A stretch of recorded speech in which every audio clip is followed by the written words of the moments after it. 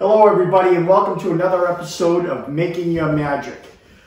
I am here with a very, very special guest to me because making your magic, making my magic have been very intertwined.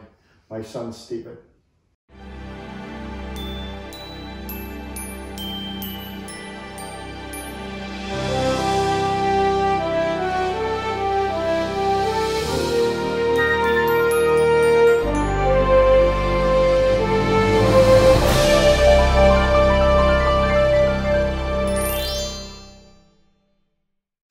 Kid. I'm doing all right. Doing all right. You're wearing your Pelham football. Yeah. That's it. We're both represent the new stuff from last season. So right. The last season's state championship team. Yeah, our state championship win. So okay. Yeah, very good in the state of New Hampshire. Yep. Does any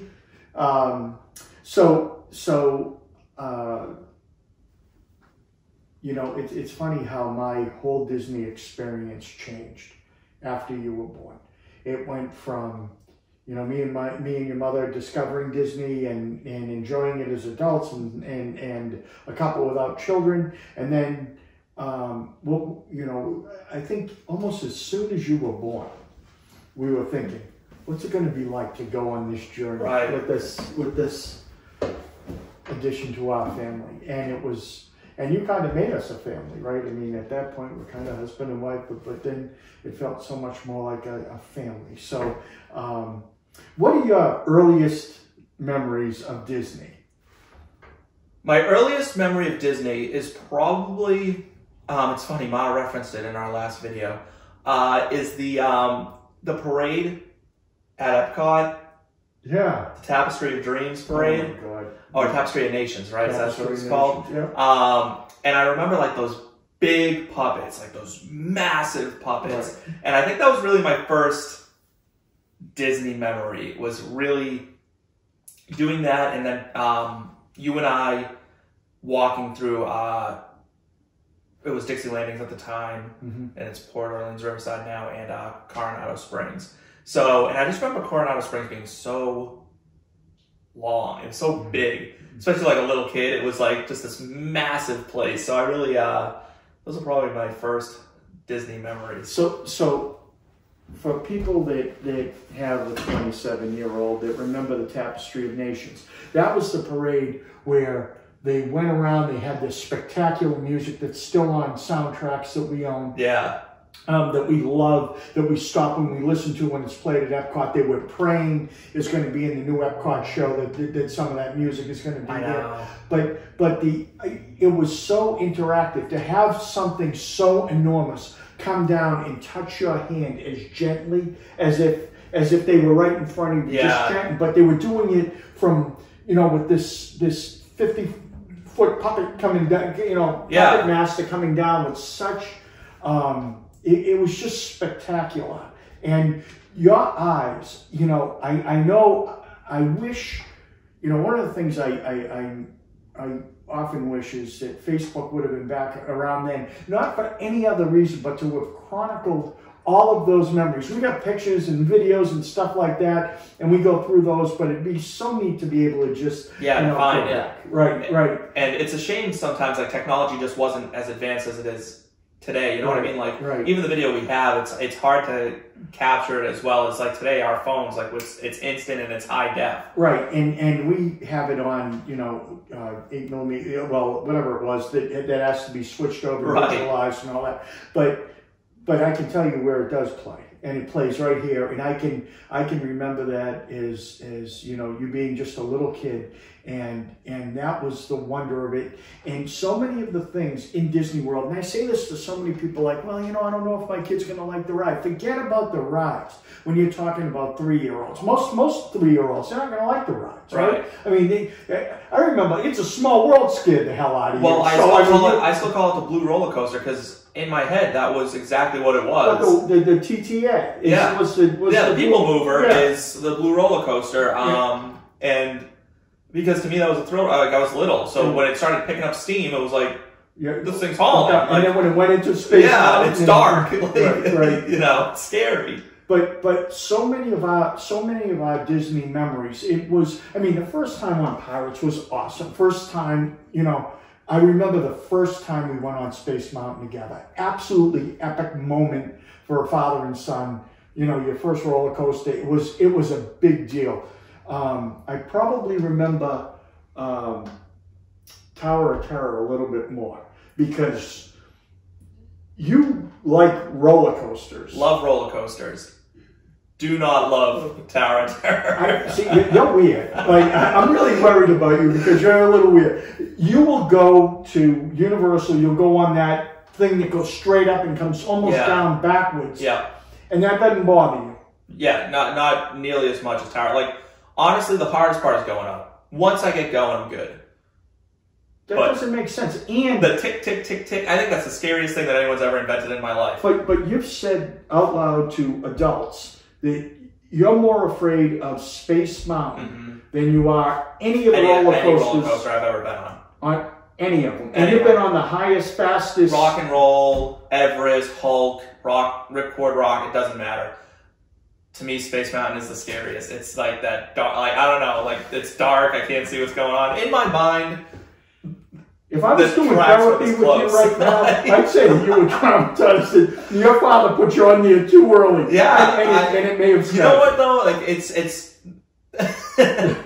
When you're a kid, things process different. They hit certain memories. I had heard a rumor that a guy had lost a hand on Space Mountain because he put his hands up and got it knocked off by one of the tracks. So in my mind, and they look...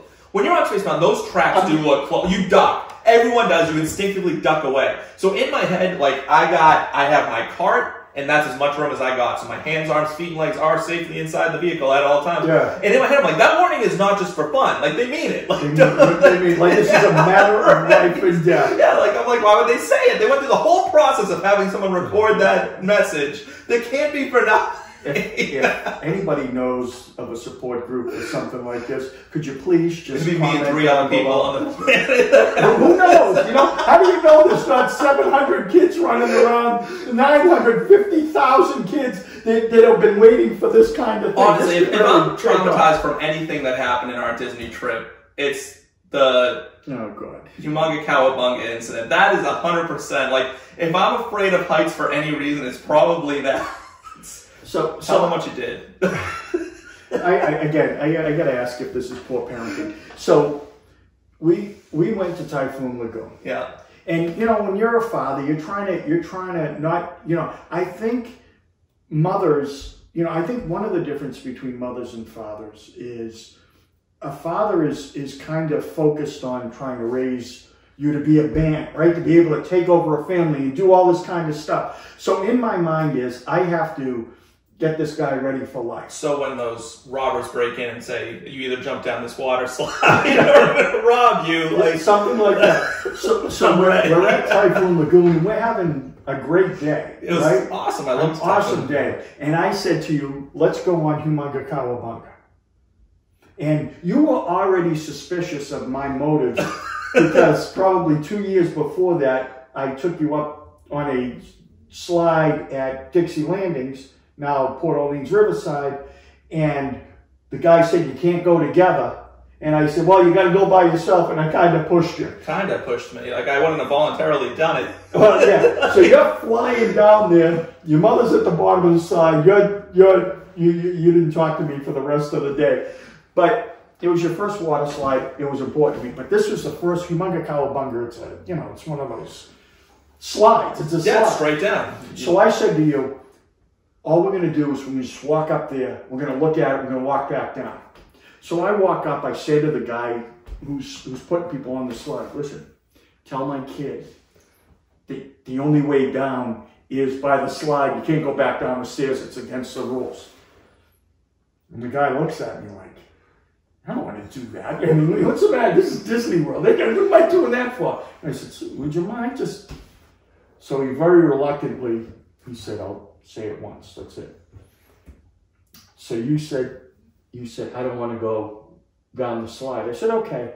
I said, can we take the stairs? He says, no, you can't take the stairs. I said, sorry, we're going to go on the slide. You were furious Furious was 3 levels below what you were. I have never seen you since, and you were what, 5? Yeah, I was probably what, 7 when that happened. Like 7? this happened now. Yeah. Yeah, and I've never seen you that mad. Even to this 20 years later, I have never seen you that mad. I put you on the slide. You cross the hands, cross the feet, and whether you wasn't as bad as you thought it'd be or anything, I didn't know, because you got up and you just started walking after that. You didn't know where you were walking to, but you weren't I didn't want to be there. Right. So, can I ask you though, so this interview seems to have flipped on its head. 20 years later, knowing how afraid of heights I am, do you look back at that moment and go, oh yeah, that was a miscalculation considering what he's like? Well, no, because this is the way I look at it. And this is how I'd explain it if I was, on trial for it. I'd say, hey, listen, look at the evidence of some of the other leaps that he's taken that have been uncomfortable. When you went to, when you ran away from home and went to Florida State. I went to college. I don't want people thinking I became like I was like riding the rails. We consider you running away from home. It was 1,300 miles away. Yeah, that's far. Yeah, and when you became an AMT, when you became an instructor, when you became all of these things that were out of your comfort zone that you did were incredible. You excelled in academics and in your career, and I think it's because I pushed you down those slides. And that helps you sleep at night. I think it's because I pushed you down the slides. For all the mothers and fathers that have pushed their children down the slides, that their children have learned how to get pushed down a slide and still survive, metaphorically, you can just comment below and say, hey, listen, you know what, RJ, that wasn't child abuse, that was a necessary rite of passage. Sure, I'll give you that one. Like when Simba messed up in the place in the elephant graveyard. Yeah, like Mufasa died after that, right? Like that led to that. So we don't want to use that as an example. Yeah, that's a bad example. So it started that young, and it's morphed into arguably you being as much of a Disney maniac or more than me. You've taken your friends, your Florida State buddies. You guys have done road trips to Disney. We brought in friends of yours down there. We've had so many good times. Yeah, it's actually spread from our family. Like your and Ma's love of Disney, I've become a huge fan of Disney. And then because I love Disney, friends of mine who really weren't Disney people are they follow Disney now. Oh, did you hear about this? Did you hear about that? And it's just kind of I always find it weird when people say it's a place for kids. Yeah. And I think from the outside looking in, I can see why. But I will say I have more fun as an adult in Disney than I even did as a kid. And I had a blast as a kid. Yeah. But to me, Disney's like the vacation spot as an adult. And I've vacationed in cool places. I mean, I've gone to Vegas and stuff like that. I've been to California. Disneyland. Oh, my God. I haven't been. I haven't been. Yeah, that was a cool trip. That was on my birthday. I had just turned 19 years old, and I was in Disneyland. That was really cool. But Disney to me is just it's incredible. I mean, it's why this channel is, so fun to do, because we get to talk about our favorite thing, our favorite place. And three things that I was always amazed. I mean, you know the human anatomy, and you know nursing, and you know emergency medicine.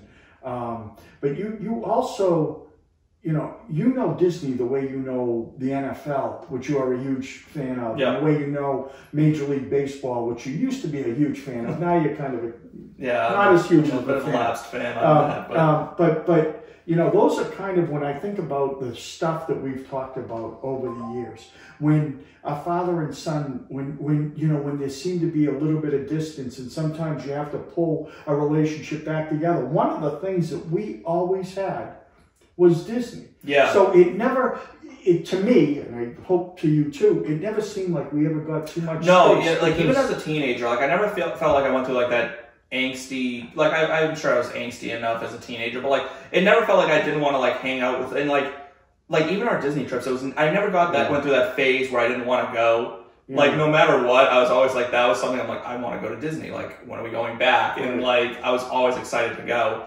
And so many, even with all the trips that we've taken together, you know, and I mean, literally, you know, we have to have been there.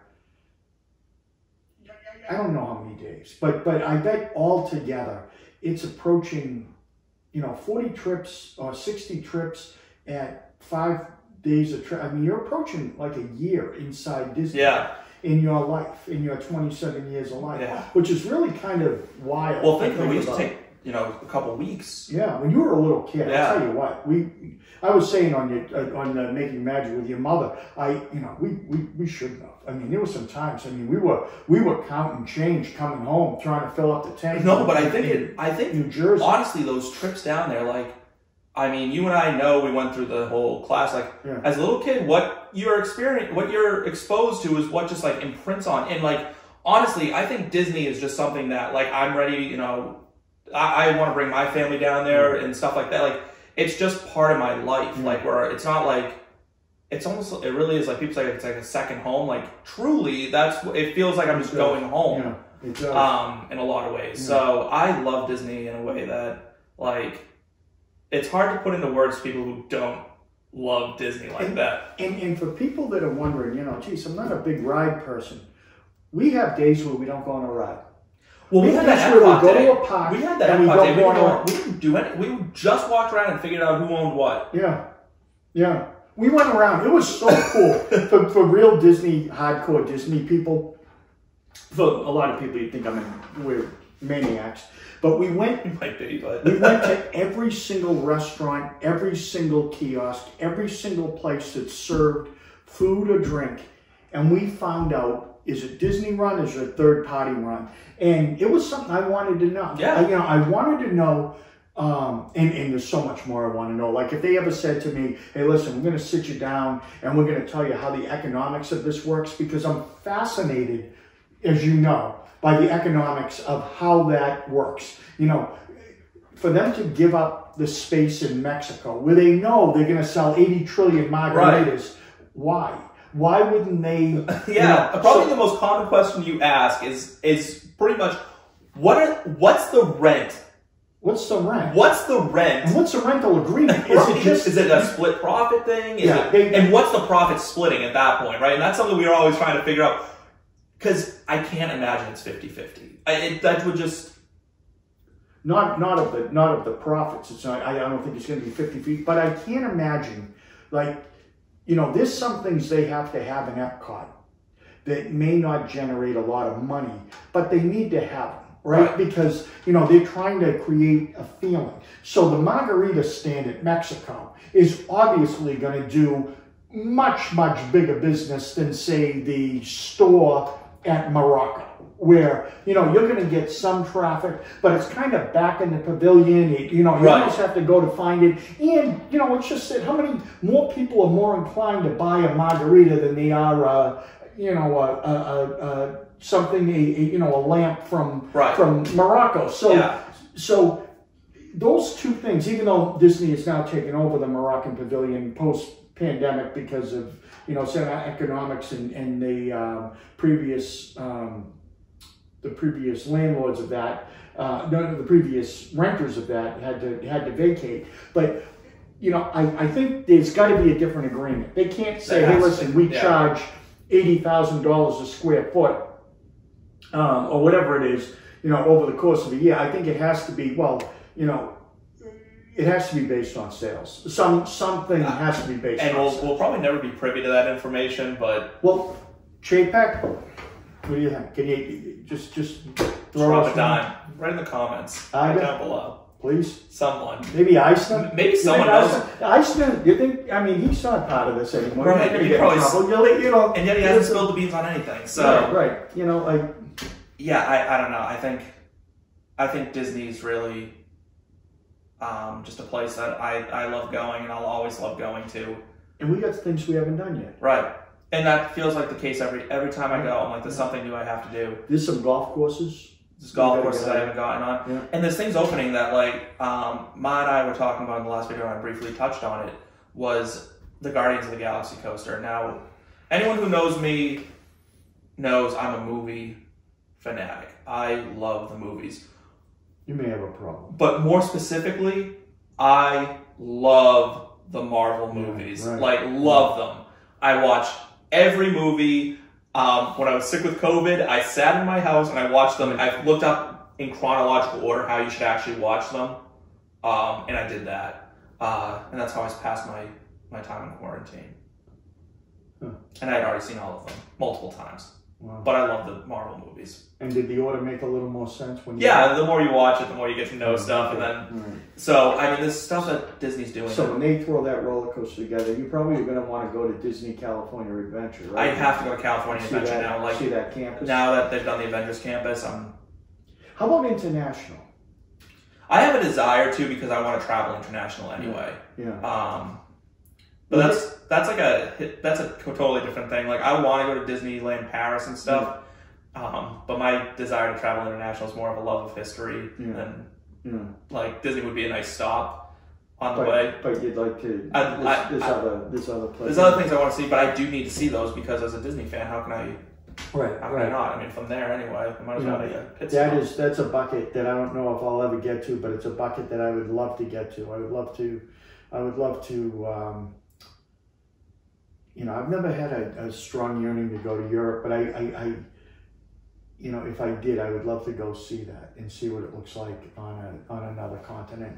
And even, I don't know, the flight's a day, but going out to Shanghai or going to Tokyo. Yeah, I think this would be cool to do. I mean, that really would be amazing. Yeah, that would be amazing. But I have been to Disneyland, and I think you should definitely go to Disneyland. We were already, me and Mother were already good. We were going to do that for our 30th, and this thing hit, and we got derailed. But we're trying to put that together, because I would also love to. As vacation club members, get out to Alani. I've never been to Hawaii, but I would love to go out there and do it, because it's just... Well, for you and Ma especially, that would be... Yeah, it's something that, I feel like that's kind of the holy grail at this point, is getting out to that. That would be... Well, you guys are the beach. I mean, you guys are like beach people now. Yeah, so I love it. I like the beach a lot. Your mother's a maniac. She is a maniac. She loves the beach. She absolutely loves the beach. So we're going in what, 2-3 weeks? Yep, 3 weeks. 3 weeks. And we're as excited about this as if. Every trip that comes up, I start like I'm ready. So we're gonna, I don't think we're gonna eat there, but we're going to Coronado. We're going on the roof. Yeah. We're going to Riviera. We're going. I know you're. I don't get it. You can't stand on a roof. It makes my knees wobble. Like, it really does. So you can't stand on a roof and watch fireworks. Like at the Contemporary, we almost had to have you hospitalized. You almost passed out. But you go on a roller coaster that goes as high as that roof, and it's going to drop you down going 75 miles an hour. Going down's not my issue.